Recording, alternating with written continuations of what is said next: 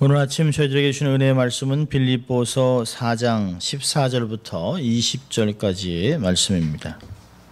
빌립보서 4장 14절부터 20절까지의 성령으로 기록된 말씀을 봉독해 드립니다. 하나님의 말씀입니다. 그러나 너희가 내 괴로움에 함께 참여하였으니 잘하였도다.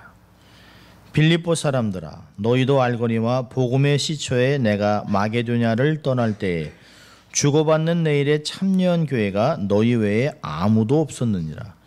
데살로니가 있을 때에도 너희가 한 번, 두 번 나의 쓸 것을 보내었도다.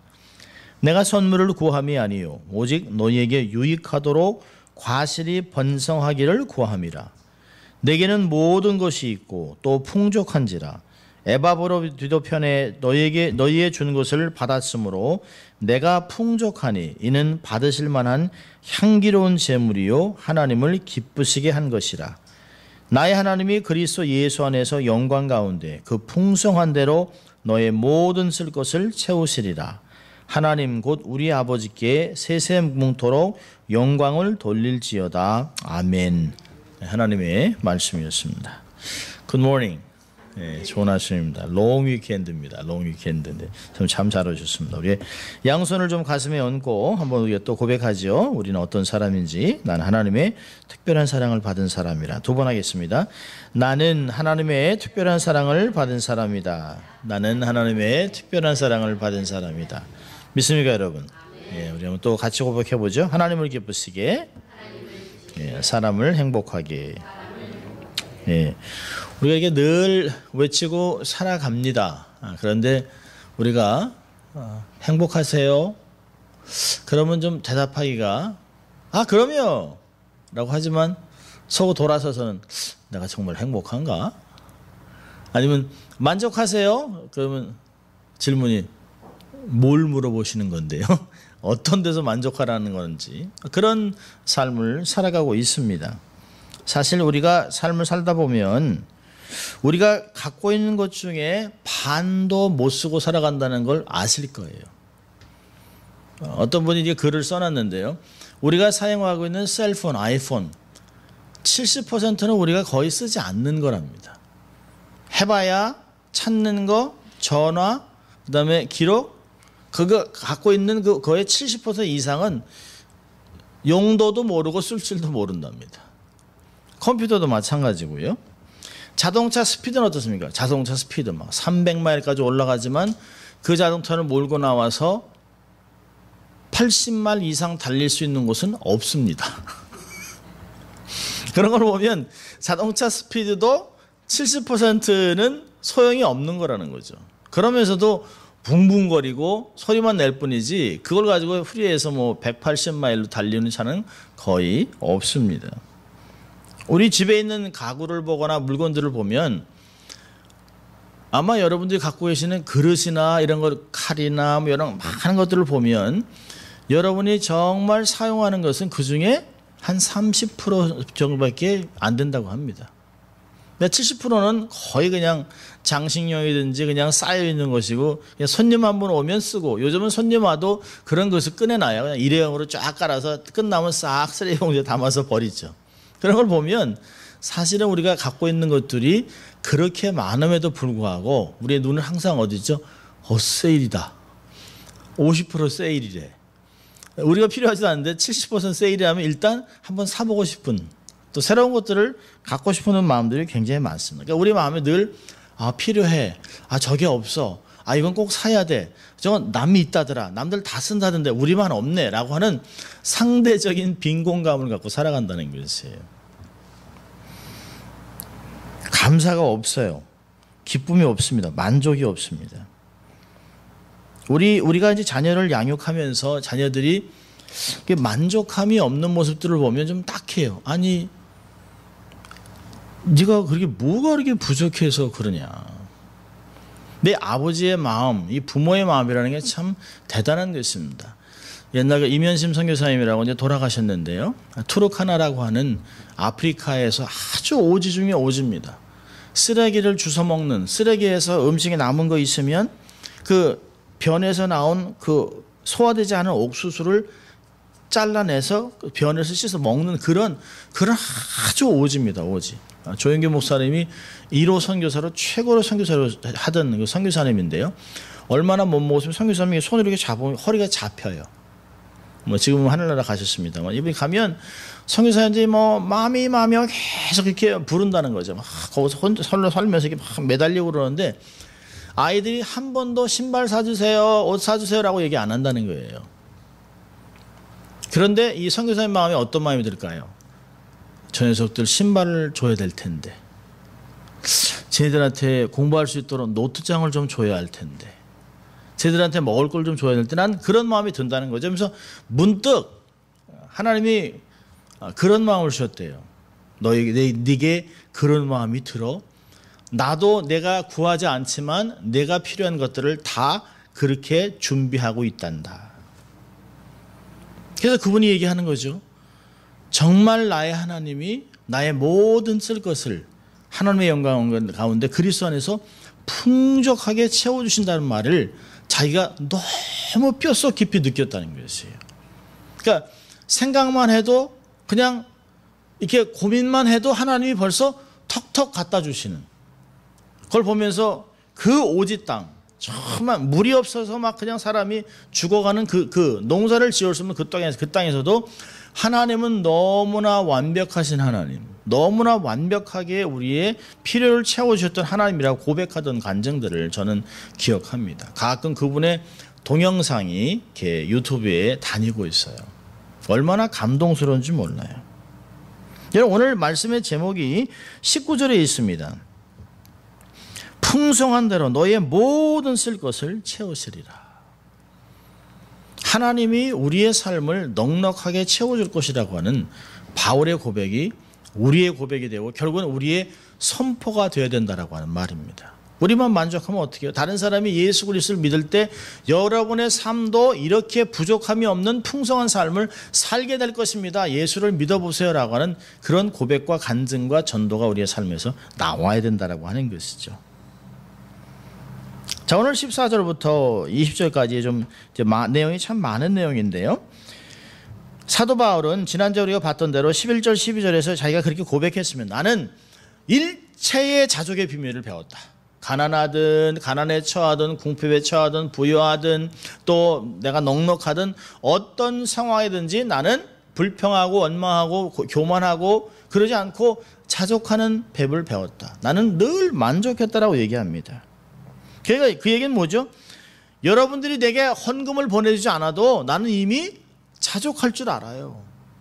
궁핍에도 나는 어떻게 주를 섬길지 다 알고 있습니다 라고 얘기합니다. 그런데 14절에 그러나라고 한답니다. 그러나 너희가 내 괴로움에 함께 참여했으니 잘하였도다. 내가 헌금이 없어도 잘 견딜 수 있는데 그러나 보내준 것을 가지고 너무 감사하다라고 얘기하는 것이에요. 필요 없다는 게 아니죠. 나는 뭐 하나님으로 인해서 잘 지내고 있으니까 선교헌금을 안 보내도 돼라고 하는 말이 아니에요. 이렇게 살고 있지만 여러분이 적절한 때에 나의 고난을 기억하고 우리 사도 바울 선생님이 어떤 고통을 당할까, 우리는 어떻게 도울 수 있을까, 같이 가서 복음을 전할 수는 너무 없고 감옥에도 살 수 없으니까 그 고난의 동참을 어떻게 할까 생각하다가 우리가 재정을 보내야 되겠다. 그리고 선교헌금을 보냈다는 것이에요. 그러니까 바울의 심정의 이 고난에 동참을 제물로 하는 것을 했다는 것이죠. 물질을 드렸다는 것이죠. 그의 괴로움에 동참하는 것을 선교비로 표현했다는 것을 사도 바울이 잘했다, 고맙다, 감사하다라고 이야기하는 것입니다.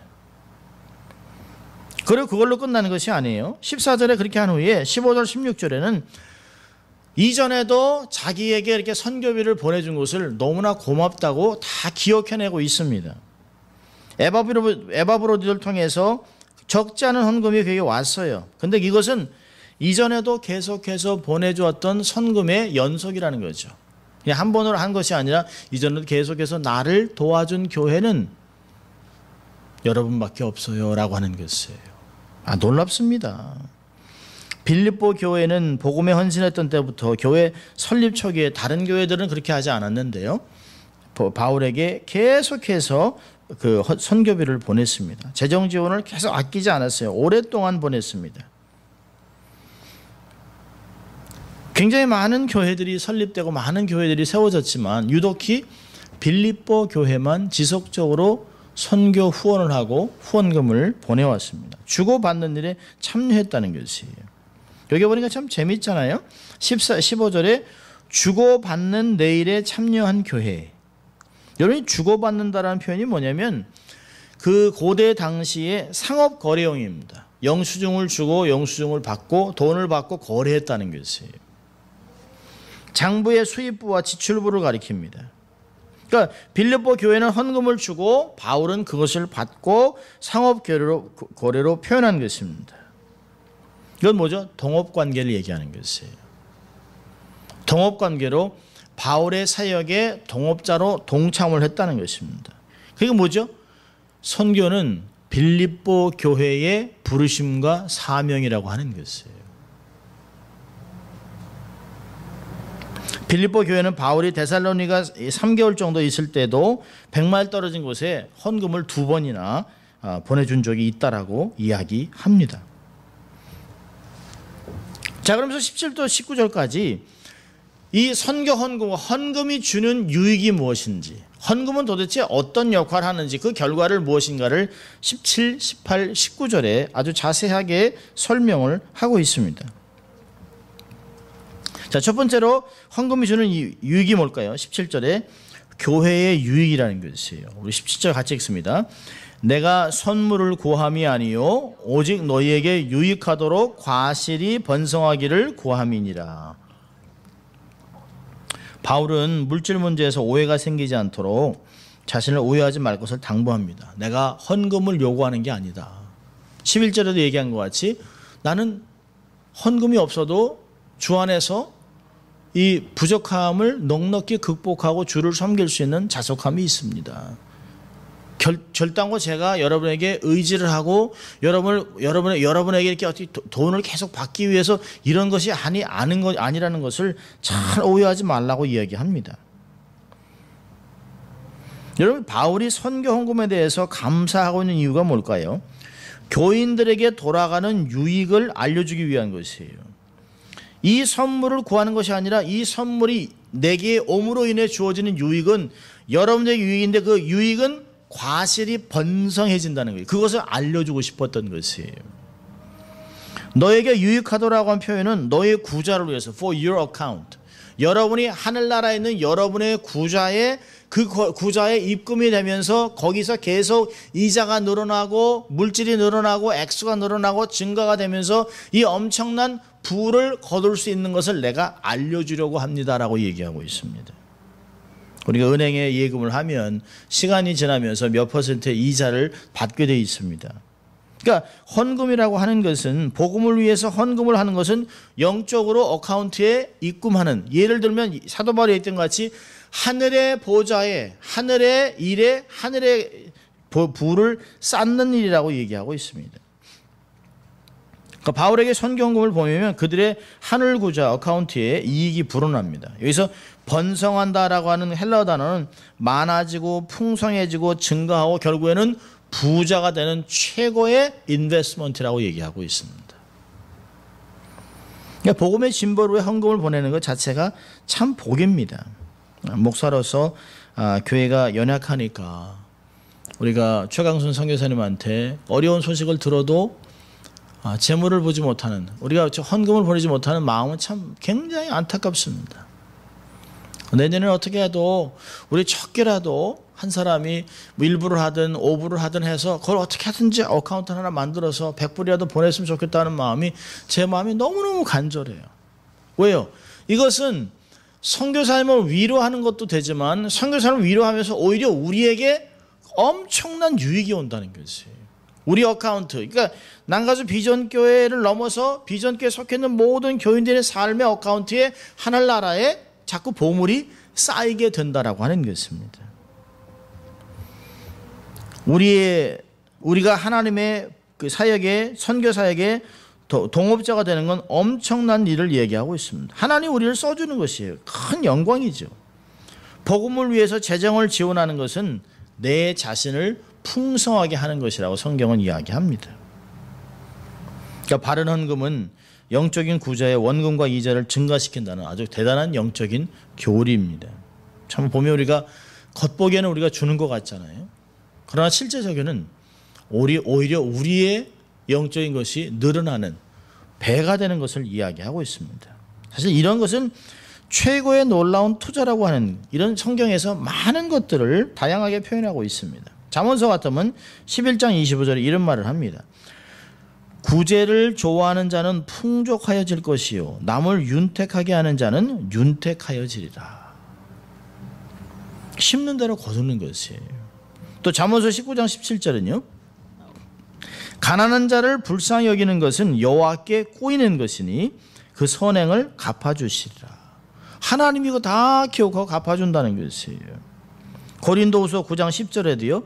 심는 자에게 씨와 먹을 양식을 주시는 이가 너의 심을 것을 주사 풍성하게 하시고 너의 의의 열매를 더하게 하신다라고 얘기합니다. 그래서 고린도후서 9장 10절부터 쭉 나와 있는 말씀 보면 많이 심은 자는 많이 거둘 것이요 적게 심은 자는 적게 거둘 것이라. 그러면서 하나님께 드릴 때 인색하지 말고 기쁨으로 하나님께 자원해서 드리라고 하는 것을 이야기하고 있습니다. 그러니까 사도 바울이 얘기하는 거죠. 선교 헌금, 하나님께 드리는 예물, 복음 사역을 위해서 생명을 살리는 복음을 위한 선교 사역에 우리가 헌금을 보낸다는 자체는 우리 자신 주는 사람에게 섬기는 사람에게 유익이 된다라고 하는 것을 이야기하고 있습니다. 자, 두 번째로요. 이 헌금은 어떤 것인가요? 18절 봅니다. 우리 18절 같이 읽습니다. 내게는 모든 것이 있고 또 풍족한지라 에바브로도 편에 너희의 준 것을 받았으므로 내가 풍족하니 이는 받으실 만한 향기로운 제물이요 하나님을 기쁘시게 한 것이라. 기쁨의 제물이라는 것이에요. 하나님을 기쁘시게 하는 제물이라고 얘기하고 있습니다. 바울은 자신을 오해하지 말라고 이미 당부를 했습니다. 그러면서 에바브로도 편에서 보내준 헌금을 다 받았다. 그리고 영수증을 써주는 것이에요. 내게 모든 것이다. 모든 것을 다 받았습니다. 잘 받았습니다. 그래서 영수증을 써줍니다라고 하는 것을 모든 그 헌금을 전액 수령했다는 것을 밝혀줘요. 그리고 나서 빌립보 교회 헌금이 그냥 헌금을 얘기하는 것이 아니죠. 이것은 하나님께 드려지는 아름다운 예물이라고 얘기하고 있습니다. 받으실 만한 향기로운 제물이요 하나님을 기쁘시게 하는 것이라. 향기로운 제물, 하나님이 받으실 만한 제물, 하나님을 기쁘시게 하는 제물이라고 바울은 밝히고 있어요. 그러니까 바울이 헌금을 받으면서 하는 얘기가 뭘까요? 이것은 제가 받는 것이 아니라 하나님이 받으시는 제물입니다. 이것은 모든 헌금에 대한 다 마찬가지예요. 헌금 자체는 하나님께 드려진 것입니다. 하나님이 받으신 것이에요. 이 얘기 뭘까요? 아무나 드리는 것이 아니에요. 불신자가 툭툭 돈 주는 거 그건 헌금이 아닙니다. 하나님의 언약 관계에서 예수 그리스도의 보혈로 구속함을 받은 언약의 백성들이 드리는 제물이 바로 하나님이 기쁘시게 받은 제물이에요. 그러니까 하나님과의 언약의 관계 속에 있는 사람들만이 온전한 예물을 드릴 수 있다는 것이죠. 그러니까 복음을 선포하는 사역을 돕기 위해서 드려진 헌금이 하나님이 기뻐하시는 제물이라고 가르치고 있습니다. 근데 이 사도 바울은 구약의 전문가예요. 이 드려지는 이 헌금을 제물로 이 그림으로 이게 보여주고 있습니다. 그러면서 하나님이 마치 흠향했다. 이 모든 레위기에 있는 모든 제사를 하나님이 그 흠향하시고 기뻐하셨다라고 하는 표현들을 사용하고 있는 것입니다. 로마서 12장 1절을 보면 동일한 단어들을 쓰고 있습니다. 그러므로 형제들아 내가 하나님의 모든 자비하심으로 너희를 권하노니 너희 몸을 하나님이 기뻐하시는 거룩한 산제사로 드리라. 이는 너희 드릴 영적 예배니라. 로마서는 한 거는 더 나갔어요. 여러분 빌립보에게는 여러분이 드린 이 선교 예물이 하나님께 정말 기쁘시게 흠향되는 아름다운 제물이라고 얘기한 후에 로마서에서는 그것뿐만 아니라 여러분의 삶 전체를 하나님께 아름답게 드리는 제물로 드리라고 하는 말을 하고 있는 것을 볼 수 있습니다. 그렇다면 이 제물을 드릴 때 사람들이 얼마나 준비를 했겠어요. 제물만 드리는 것이 아니죠. 제물과 함께 우리의 마음이 가는 것이에요. 예수님도 그 얘기 하셨어요. 제물이 있는 곳에 너의 마음도 있다. 근데 하나님이 정말 기뻐하셔 흠양하는 그런 제물이라고 이야기하고 있습니다. 이 바울이 마치 하나님의 마음을 표현하고 있는 것이에요. 정말 기쁘다. 정말 귀하고 정말 받으실 만한 예물이라고 이야기하고 있습니다. 자, 세 번째로는요. 세 번째는 부족함이 없는 삶을 만든다는 것이에요. 이 헌금이. 자, 우리 19절 같이 읽습니다. 나의 하나님이 그리스도 예수 안에서 영광 가운데 그 풍성한 대로 너의 모든 쓸 것을 채우시리라. 여러분, 의도적으로 18절부터 19절까지 단어가 반복되는 것이 있어요. 자, 보세요. 18절에 풍부하다. 그 다음에 너희의 준 것을 받음으로 내가 풍족하니. 19절에서는요. 영광 가운데 그 풍성한 대로. 부족함이 없는 삶을 살아가게 하는 비결이 뭐냐? 하나님께 드리고 살아가는 삶이에요. 복음사에게 동참하고 살아가는 삶입니다. 여러분, 사도 바울이 왜 19절에 느닷없이 갑자기 너희들의 유익을 위한 것이다, 또 하나님이 기쁘시 받은 예물이라 한 후에 19절에 톤을 바꿉니다. 톤을 17절 18절은 계속 이야기하다 19절에서는 갑자기 기도의 톤으로 바꾸고 선포로 나갑니다. 나의 하나님이 그리스도 예수 안에서 영광 가운데 그 풍성한 대로 너의 모든 것을 채워주실 것을 나는 믿는다, 확신한다라고 얘기하고 있습니다. 왜 이렇게 갑자기 19절 얘기할까요? 바울은 빌립보 교회가 보내온 헌금을 받고 그 빌립보 교회 성도들이 얼마나 가난하고 얼마나 핍박 가운데 있는 것을 잘 알고 있기 때문에 마음이 굉장히 아팠을 것이에요. 바울은 이런 마음이 있겠죠. 그렇게 극심한 가난과 핍박 속에서 어떻게 이런 엄청난 양의 헌금을 보냈을꼬라고 얘기를 하는 것이에요. 고린도후서 8장 1절부터 3절까지 보면 이런 말씀이 있습니다. 형제들아, 하나님께서 마게도냐 교회들에게 주신 은혜를 우리가 너희에게 알게 하노니 환난의 많은 시련 가운데서 저의 넘치는 기쁨과 극한 가난이 저희로 풍성한 연보를 넘치도록 하게 하였느니라. 내가 증거하노니 저희가 힘들어할 뿐만 아니라 힘에 지나도록 자원했다라고 얘기합니다. 저의 넘치는 기쁨과 극한 가난, 환난의 시련, 이 참 재밌잖아요. 환난의 시련 가운데 넘치는 기쁨이 있었어요. 그 넘치는 기쁨이 그들로 하여금 가난 속에서도 연보를 거두게 하고 하나님 앞에 헌신했다는 것을 얘기. 힘에 넘치도록 내가 할 수, 요만큼만 하고 내가 먹고 살아야 되니까 요거 다 떼고 남은 거, 이게 아니라는 거죠. 더 허리띠를 조여가면서 할 수 있는 데까지 최선을 다했다라고 얘기하고 있습니다. 여러분, 마게도냐 교회들 가운데 대표적인 교회가 바로 빌립보 교회입니다. 그들이 여유가 있기 때문에, 경제적으로 넉넉하기 때문에, 부유하기 때문에 남은 것을 드린 것이 아닙니다. 생명을 걸고 극심한 경제적 곤란을 겪고 있는 상태에서도 생명을 건 헌금을 했어요. 그들이 풍성한 연보를 넘치도록 할 정도로 그 헌신할 수 있는 비결은 주 안에서 느끼는 기쁨이라고 얘기하고 있습니다. 주님이 내면에서부터 주는 기쁨 때문에 외부에서 겪는 어려움과 핍박과 가난을 능히 견딜 수 있게 했다라고 이야기하고 있습니다. 예수님으로부터 주는 새 생명, 그 축복을 확실히 기억했습니다. 여러분, 기억해 보세요. 빌립보 교인들은 이방인들입니다. 유대인들이 생각할 때 그들을 개와 돼지로 취급하던 사람들이에요. 그런데 자기들을 개와 돼지로 취급하던 이방인을 취급하던 유대인 랍비가 변했습니다. 그리고 새로운 삶을 이야기합니다. 유대인들은 개와 돼지로부터 오는 재물을 받지 않습니다. 이방인으로부터 들여오는 헌금을 받지 않아요. 성전에 사용하는 돈에 들여놓지 않습니다. 따로 떼놓습니다. 더러운 돈이라고 하는 것이에요. 그런데 그렇게 살았던 유대인이 이방인이 예수 믿는 것 때문에 한 가족이 된 상태에서 이방인이 그런 것들을 다 버리고 그들이 주는 헌금을 기쁨으로 받아들이고 있습니다. 하나가 됐다는 걸 이야기하는 거예요. 예수 그리스도 안에서 하나됨을 가르치고 있어요. 그러면서 바울이 얘기하는 거죠. 당신들이 얼마나 가난한데, 얼마나 힘이 드는데, 얼마나 살기도 먹기도 힘든데 어떻게 이런 엄청난 양의 헌금을 했느냐라고 하는 걸 생각하는 거죠. 가슴이 미어지는 거죠. 감동하는 거죠.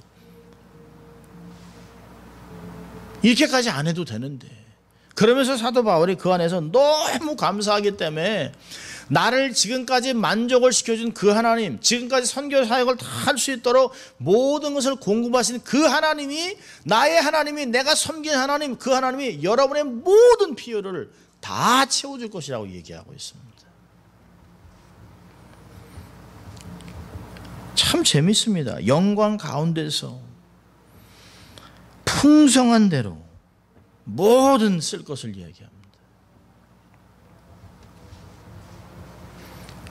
마치 그런 것이에요. 빌립보 교회가 바울을 풍족하게 했기 때문에 하나님이 빌립보 교회를 풍족하게 해줄 것이라는 것이에요. 하나님이 내 대신 하나님이 당신들의 삶을 필요한 모든 것을 다 채워줄 것이라고 얘기하고 있습니다. 이 사도 바울이 신뢰하고는, 사도 바울이 이야기하는 이 하나님은 어떤 하나님일까요? 이 하나님은 만유를 소유한 하나님입니다. 만유의 주입니다. 시편 24편이나 50편 같은 데 보면 땅과 거기에 충만한 것과 세계의 그 가운데 사는 모든 것들은 다 하나님의 것이라. 은과 금도 다 내 것이라. 만물을 내가 지었다 라고 얘기하는 그 하나님이라는 것이에요. 그 하나님이 못 줄 게 없죠. 은과 금이 다 하나님의 것인데 우리가 하나님께 드린들 얼마나 드릴 수 있겠어요. 또한 이 하나님은요, 넘치도록 주시는 분이에요. 좋은 것을 주시는 분입니다.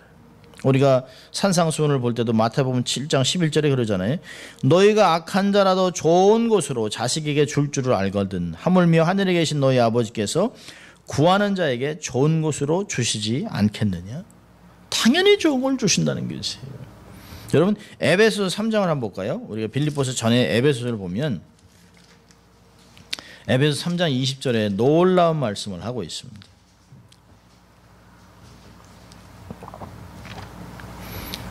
하나님이 어떤 하나님인가 한번 볼까요? 에베소 3장 20절 같이 읽습니다. 우리 가운데서 역사하시는 능력대로 우리의 온갖 구하는 것이나 생각하는 것에 넘치도록 능히 하실 이. 대단한 분이죠. 우리가 구하는 것 이상 이게 정말 우리가 필요할까? 이렇게 생각만 하는데도 주신다는 것이에요. 생각만 해도. 많은 사람이 그 옛날에 어느 선배 목사님께서 이렇게 간증을 하면 내가 이렇게 생각만 해도 하나님이 주셨다. 그럼 사람들이 안 믿어요. 무슨? 근데 이게 성서적인 것이에요. 구하거나 내가 생각하는, 내가 하나님 앞에 이걸 참 하나 드렸으면 좋겠다. 그분은 늘 그러시죠. 내가 하나님께 좋은 것을 드렸으면 좋겠습니다. 내가 하나님 교회에서 가장 많은 선교 헌금을 드리고 싶습니다. 내가 정말 주를 위해 선교의 교회를 하나 지어드리고 싶습니다. 이런 선한 소원을 가졌는데 하나님이 그의 삶을 그렇게 만드시더라는 것이에요. 그러니까 소원이 생겼다는 건 하나님이 주시겠다는 것이에요. 우리 안에 정말 많은 것들을 생각하게 하고 능을 주시는 그 하나님이, 소원을 주신 하나님이 그걸 이루게 하신다는 것이죠. 하나님은 너무 좋은 것이, 너무 좋은 분이 우리가 간구해서 구하거나 기도하거나 생각하는 모든 것에 더 넘치도록, 우리가 구하기 전에 이미 우리에게 무엇이 필요한지 알고 계시다라고 하는 마태복음 주님의 말씀 얘기하시는 것이에요. 이런 것이 아무에게나 이루어지는 것이 아니죠. 예수 그리스도의 보혈로 구원받은 언약의 자녀들에게만 가능한 것입니다. 그래서 하나님의 상속자여 그리스도와 함께할 상속자들, 예수 그리스도를 믿는 사람들, 크리스찬들에게만 이런 것이 가능합니다. 그럼 사도 바울은 자기의 서신 중에서 계속해서 아주 지속적으로 일관성 있게 가르치는 그 교리가 하나 있습니다. 이걸 풀어서 얘기하면 근본적이고 중요한 것이 해결되면 나머지 것들은 다 자동으로 해결된다는 것이에요. 근본적인 게 뭘까요? 구원.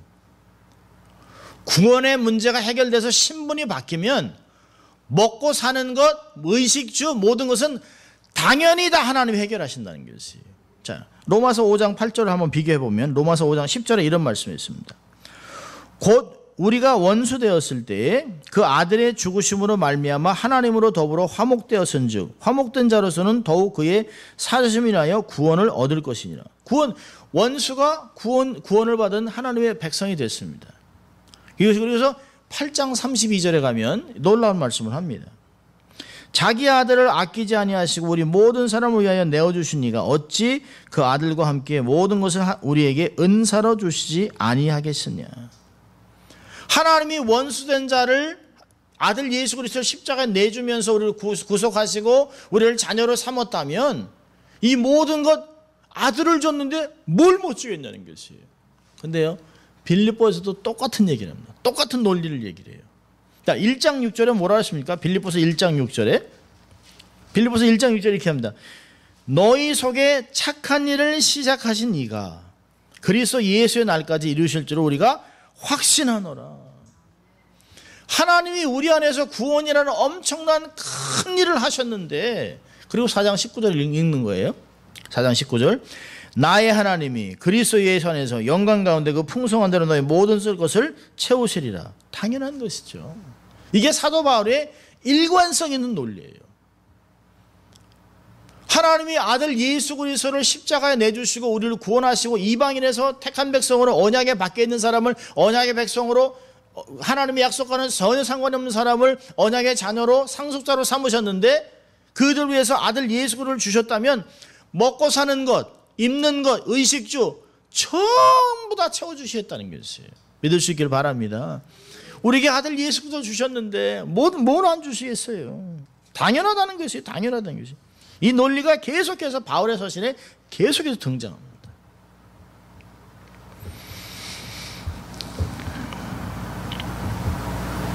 사도 바울이 얘기하는 것은 이 풍족한, 풍부한, 풍성한 영광 가운데 우리의 먹고 마시는 문제가 아니라, 의식주 문제가 아니라, 물질적인 문제가 아니라 넘어서 영적으로, 정서적으로 우리의 모든 것, 우리의 삶에서 필요한 모든 것, 중요한 단어가 있죠. 우리의 모든 원하는 것이 아닙니다. 우리의 필요를 채워주신다는 거예요. 필요를. 원한다고 다 얻는 것이 아니에요. 하나님 우리의 모든 쓸 것들, 모든 필요, 살아가는데 모든 필요한 지혜, 명철, 건강, 관계, 재물, 이게 필요에 따라 적시적소해서 사람을 만나게 하고 재물을 주고 건강을 줘서 주를 위해 살아갈 수 있도록 하신다고 약속하고 있습니다. 풍족하게, 풍성한 대로, 풍부한 삶을 약속한 것이에요. 근데 우리는 가끔 풍성함은 모든 게 넘쳐남이라고 생각합니다. 돈도 막 넘쳐나고 그런 게 아니에요. 사는데 어려움이 없이 하나님이 해주시겠다 얘기하죠. 그러니까 주님이 마태복음에서 일용한 양식을 구했던 삶하고 다른 게 아니에요. 자, 오늘 두 가지를 교훈을 하려고 합니다. 첫째로는 하나님을 전적으로 신뢰하라는 것이에요. 아무것도 염려하지 말고 그분과 동행하면 다 가능한 것입니다. 다. 안 되는 일이 없어요, 사실은. 근데 우리는 너무 쉽게 그만둡니다. 그리고 우리는 생각하는 게 아마 하나님이 한 80%는 채워주겠지, 한 90%? 맥시멈 잡아놔요, 맥시멈. 그리고 안 되면 백업 플랜을 다 만들어 놓습니다. 안 그래요. 하나님은 완벽하게 우리의 필요를 채워주세요. 염려하지 마시고 미리 걱정하지 마시고 하나님이 행하실 것을 경험하라는 거죠. 여러분, 전폭적인 하나님을 신뢰한다는 게 뭘까요? 우리가 홍해 앞에 섰을 때도 두려워하지 않는 것이,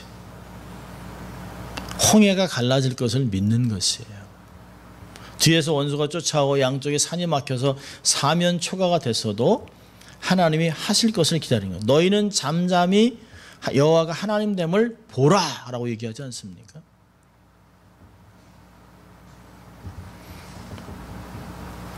두 번째는요, 하나님을 신뢰했다면 하나님 일에 동참하세요. 구체적으로 하나님께 드리면서 하세요. 마태복음 10장 41절엔 이런 얘기했어요.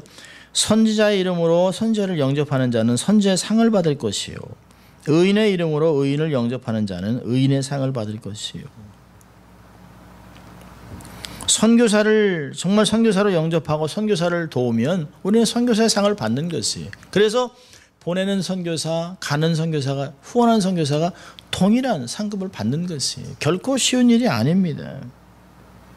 우리가 하나님과 교회를 위해서 선교를 위해 물질을 드리면, 우리가 다른 말로 이 세상적으로 얘기를 한다면 투자하면, 그 주의 일에 투자를 하면 영적으로 내세에 금세 놀라운 축복을 받는다는 거죠. 거기에 30배, 60배, 100배, 1000배 열매가 나타나는 것이에요.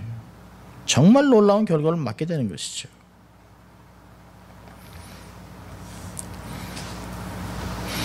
얼마 전에 읽었던 건데요. 그 찰스 스탠리 목사님이라고 조지아에 있는 아주 굉장히 큰 침례교회 목사님이신데요. 그분에는 한 교인의 이야기를 적었습니다. 그는 일생 동안 주일 성수를 했다. 어린 시절에 그는 11조와 헌금을 드렸다. 수십 년 동안 그는 하나님께 대한 순종의 자세를 잃지 않았다. 그는 현명하게 돈을 사용했고 사업에 있어서 그랬다. 해마다 그의 재산은 늘어났고 따라서 11조와 헌금의 양도 급격하게 늘어났다. 그는 이 모든 것에 하나님께 감사했다. 70세가 되던 해에 그는 하나님께 이렇게 고백했다. 하나님, 이제는 하나님이 제게 부어주신 축복들을 모두 누리기에도 벅찹니다. 그리고 그는 간증했다. 이 나만의 일이 아닌 모든 사람도 이렇게 살 수 있습니다. 이분의 삶에서 가장 중요했던 뭐죠? 인테그리티입니다. 주님께 드렸던 헌신이, 드렸던 순종이 변함이 없었어요. 이분의 늘상 고민했던 것은 돈이 얼마나 늘어나는 것이 아니었다는 것이에요. 이분이 늘 하나님께 고민했던 것은 어떻게 하면 하나님께 내게 하나님께 드렸던 첫 수확을 드렸던 그 감동으로 하나님께 계속해서 하나님께 제물을 드리고 그 숫자에 부담을 갖거나 숫자에 좌우되지 아니하고 동일한 마음과 더 깊은 헌신으로 하나님께 나갈 수 있는가, 그게 그분의 고백이었다라고 얘기합니다.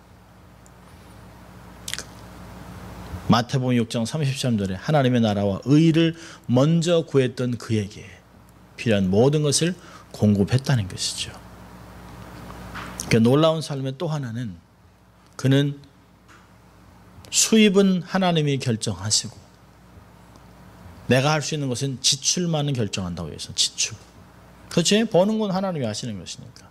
근데 지출에서 특별히 자기와 가족을 위한 지출은 최소화했다는 거죠. 그리고 가능하면 수많은 선교사를 돕기 위해서 교회를 세우고 늘 앞장서기를 원했다는 것이죠. 그러나 드러나지 아니하고 그가 소천한 후에, 죽은 후에 어카운트에서 정말로 굉장히 많은 선교지에 끊임없이 물질이 흘러들어갔다는 것을 발견했다는 거죠. 그게 축복의 근원지였다라고 이야기를 합니다. 찰스 스탠리 목사님은 그런 얘기를 해요. 여러분은 얼마나 많은 그 뿌리들을 밖으로 내보내고 있습니까? 수자원을 계속 보내고 있다는 것이, 공급은 하나님께로부터 온다라고 얘기하고 있습니다. 빌립보서에 있는 말씀이 맞죠? 나의 하나님이 그리스도 예수 안에서 영광 가운데 그 풍성한 대로 너의 모든 쓸 것을 채우시리다. 그 하나님의 약속을 마음에 새기고 이걸 뛰어넘어서 경험하면서 다른 사람에게도 이렇게 선포하는 여러분 될 수 있기를 주의 이름으로 축원합니다. 기도하겠습니다. 하나님 아버지, 감사합니다. 오늘도 우리에게 귀한 약속과 또 선언을 해주신 주님 감사합니다. 우리도 하나님 최선을 다하고 삶에서 하나님께 대한 헌신과 순종을 드리게 하시고 하나님의 선교사에게, 잃어버린 영혼을 향한 귀한 사에게 동참함으로 하나님이 주시는, 공급하시는 놀라운 축복들을 경험하고 살아가는 저희들 될 수 있도록 하나님 축복하여 주시옵소서. 감사하고 예수님 이름으로 기도합니다. 아멘.